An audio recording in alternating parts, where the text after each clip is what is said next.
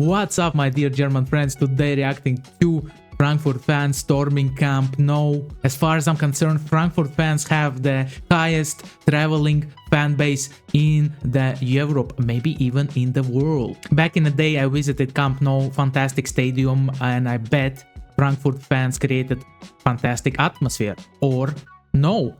Let's watch. Don't forget to like, subscribe, click the bell for notification. Let's go, guys. Woo! One of the greatest advantages that a team can have in a football match is playing at home. Some of the most legendary upsets in football history have happened on not just the backs of the performances of the players, but the performances of the support as well. With the passion That's why they say that fans are the 12th player on the field. that fans bring to the table, the home team always gets a significant boost, which is why it was rather strange when in a Europa League game a few weeks ago, we saw Barcelona's second leg fixture versus Eintracht Frankfurt at home in the Camp Nou turn into essentially a neutral ground, with a large presence of away fans from the visiting Frankfurt team. Normally, the away team is only given a few thousand tickets to sell to their fans, yet the German team's supporters somehow packed the stadium with tens of thousands of fans, with estimates in the range between 20,000 and 30,000 supporters. So in this installment... Oh my goodness gracious, Lord. This is a lot of people. 20, 30,000. Usually they sit over there on the top, but here they have to sit like everywhere. Of football forensics, I want to take a closer look at just how it was possible that so many Frankfurt fans flipped the tie on its head by turning Camp Nou into neutral territory. Camp Nou? I thought it's like Camp Nou. Oh my gosh, brother. Now there are three major factors that I see as contributing to the absolute invasion by Frankfurt fans. And all three of these reasons come together to create just a perfect storm of chaos. Those three factors are the context of where the two clubs are, the setting of the game, and the structure of how Barcelona ticket sales work. First, the context of the clubs. It's no secret that Barcelona are in remission as a successful club. No doubt about that. No doubt about that. Not only has the club lost $1.5 billion, but in recent years they also lost a bit of their identity under the recent management of Ronald Koeman. I think that prime Barcelona was when Messi, Suarez and Neymar played in the front. That was the best Barcelona that have existed in my opinion. But as Messi left, unfortunately, everything fell apart. Even though Xavi has come in for the second half of the season, and under his leadership, he's helped Barcelona re-establish some of that desire, passion, and identity to the team. The performances still have not improved that much beyond a 4-0 spanking of Madrid at the Bernabeu in the last El Clasico, but we gotta be honest here, a massive part of this decline of Barcelona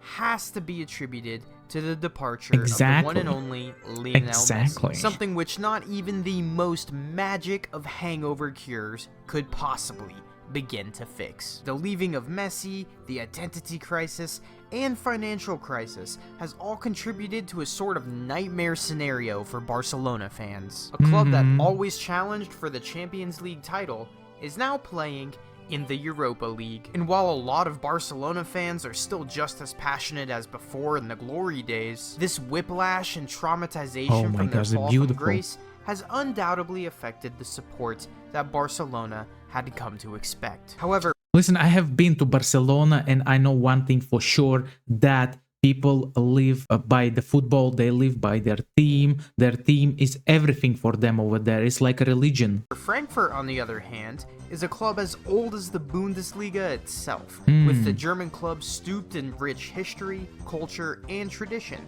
despite not being the global brand that Barcelona is. Also, they have established a fairly respectable European pedigree in recent years, playing frequently in the Europa League despite staring down the barrel of a mid-table finish this season. Just from my own experience watching endless amounts of football, some of the most passionate fans in Europe this season have been from Frankfurt, with some I wonder why. Is it because a rich heritage? Is it because people love football?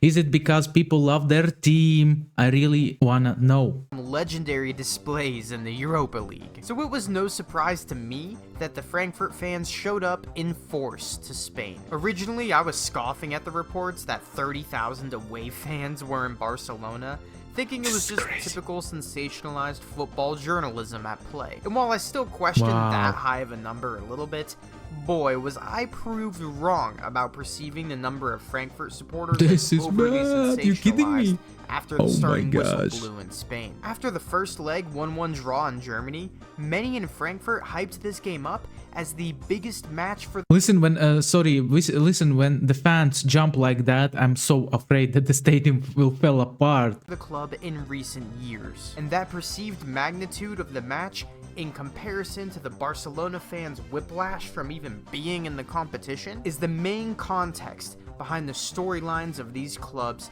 that contributed to the Frankfurt invasion of Camp Nou. Now, with the context of the tie explained, it's important as well to highlight the setting of the match. The Camp Nou is Europe's biggest stadium and can hold almost 100,000 people. That's a lot of people. Really and the a game lot. took place on a Thursday night late in the week, right before Easter weekend. So many Barcelona fans were probably already traveling or getting ready to travel out of town for the upcoming weekend. In addition, because of the holiday, most of the German fans already had these days off, and what better way to spend your Easter than on vacation in Barcelona? That's true, man. Everything, the cart stuck in the right place. There we go to Barcelona, support our team. Let's go. Watching your favorite team play in one of the biggest matches in the club's history. In addition, because of the pandemic, attendance to Barcelona matches in general has been impacted, and the club allowed some season ticket holders to take the year off without renouncing their rights to their seats. And the club reported that approximately 30,000 of the 85,000 season ticket holders took them up on this offer. And that lack of season tickets meant that more tickets would be available for public sale. So now that we know the context of where these clubs are and what the setting was for this game, let's get into the real meat and potatoes of where the bamboozling occurred. And that is in the ticket sales. I love the way this guy is breaking down this video. I love it. He just puts everything on the shelves, you know, by the shelves. Beautiful. Very Now, nice a total video. of 79,450 tickets went up for sale for this match, with 34,340 going to public sale, 37,700 being accepted by season ticket holders, 2,400 going to UEFA guests, and a mere 5,000 going to the Frankfurt away fans. Now, the way that these public ticket sales work is that if you are a member of the Barcelona Supporters Club, then you get a special 24-hour pre-access period to these 37,700 tickets, where you can buy them at a 50% discount, with a limit of 6 per purchasing party as well. Now, for domestic games between Spanish teams, anyone can buy tickets, but for international games, you need to have a Spanish IP and Spanish credit card in order to purchase these tickets. So how did so many Germans get their hands on these tickets then? I don't Well, with know. the rise of I don't know. VPNs, anything is possible, especially with NordVPN. Are you tired of not being able to watch videos because of restrictions in your country? Anyways, yeah, Spanish IP address and Spanish credit cards. VPNs can get around the problem pretty easily and are readily available, but the credit card problem is one that's a little bit more tricky. Well, after that 24-hour pre-sale period where members get 50% off, a lot of those pre-sale tickets ended up being resold on third-party companies' websites. The main one in Europe being Viagogo, where anyone can buy them. You don't have to have a Spanish card. You can buy them from anywhere. For all of my fellow Yanks watching, Viagogo is basically the European SeatGeek. And now it's time to introduce the channel's actual first sponsor, SeatGeek. Okay, I'm kidding. Back to the video. So basically, all of these third-party companies were able to resell a lot of these tickets because Barcelona fans were reselling the ones that they had bought at a discounted price. It's been reported that an estimated 7,000 tickets that were up for public sale were purchased during the 50% public sale period and ended up in German hands. I did a lot of reading on Eintracht Frankfurt fan forums to see just how they said that they got tickets, And from what I've seen, a lot of them said that they just showed up without tickets and then bought them from Barca fans scalping them outside of the stadium. It seemed like less of them used resale sites like Viagogo, while others were saying that it was just pretty easy to simply know someone with a credit card that they could use to buy directly from the club's website. At least they didn't storm the stadium like the English fans did during the Euro 2021, or it was Euro 2022 finals in London. Guys, if you have not watched the Netflix documentary about that, I really recommend, because English fans are freaking crazy, man. Freaking crazy. We talked about earlier in the video, the decline of attendance due to the state of Barcelona, also with the tie being so close to Easter weekend, and of course the effects of the pandemic, just meant that a lot of these public sale tickets weren't going to go in that first 24-hour period like they always used to in the past. And since these early 24-hour sales period tickets weren't being bought up by the Barcelona fans, it opened up a window for them to be scooped up by German fans that were just using other people's credit cards. Meanwhile, the tickets that ended up on Viagogo had some that were selling for prices around 600 to 800 euros. What? Even the most basic of seats. Are you kidding me, man? 600 euros for a football ticket? I don't know how much I need to love my team, need to earn money to be able to afford to buy 600 euros tickets, man, for football match. This is mad. They really love their team to spend this kind of money. So Barcelona is in decline, no one buys tickets, a bunch now go up for sale at ridiculous prices on third-party websites that Barca fans don't want to pay for, so you've gotta ask, who was left to buy all the third-party tickets at these prices? The answer? Frankfurt fans who are geared up for one of the biggest matches in their club's history. However, it wasn't just these public sale tickets that Frankfurt fans were able to get their hands on in a multitude of different ways, but they got a lot from some of the season ticket holders as well. Due to the team's decline, many season ticket holders are deciding to just not go to games and choosing instead to resell the tickets on their season passes for a pretty fat profit. And they were selling these right outside the stadiums pre-match,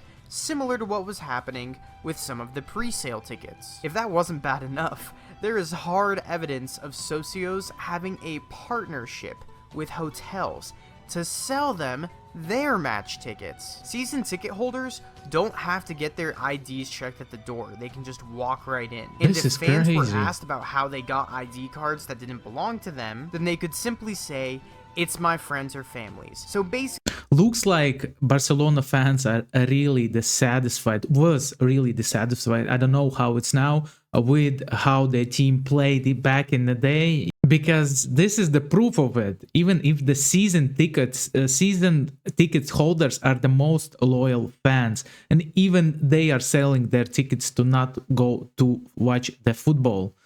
This is sad. Basically, most Frankfurt fans got into the stadium the same way that season ticket holders did. And this piece of paper right here is the result of probably a large number of socios selling their season pass to a hotel.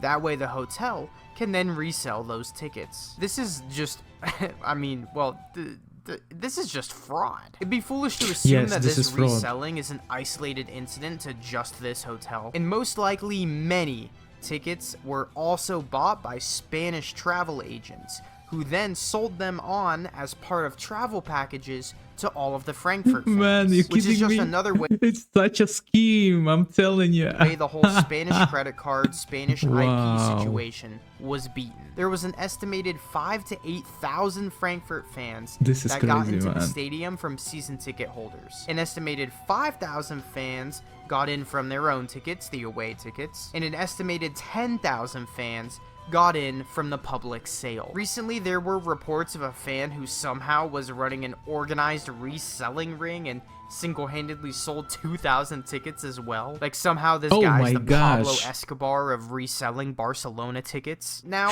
this was a good joke. Pablo Escobar of reselling football tickets, man. This was very good. My take on this whole situation, overall, generally, is that the Barcelona leadership is rife with pure arrogance. to believe that this game had sold out with Barcelona fans. The Camp Nou only sold out a couple times this year, and one of those wasn't even for the Barcelona men's team, but the women's team. I feel like a lot of the stories coming out... This is bad. When men's team sells less than women's team, this is very, very bad. Like the one with the fans selling 2,000 tickets and the blaming of the socios is partially true. Like, there is definitely some truth to some of the reselling that's been going on, but I think it's also very much being overblown by Laporta, so he can just cover for his own credibility, which absolutely is at stake because of this incident. There is simply no way that this game had sold tickets the way it did, and nobody even stopped to think that maybe it wasn't all the Barcelona fans doing it. And by the time 30,000 drunk Germans show up in all white, it's a little too late at that point to try and start turning them away, especially because they didn't hire any more extra security. And it's... Imagine how much money local restaurants, local hotels made in that weekend. This is a lot of cash, baby.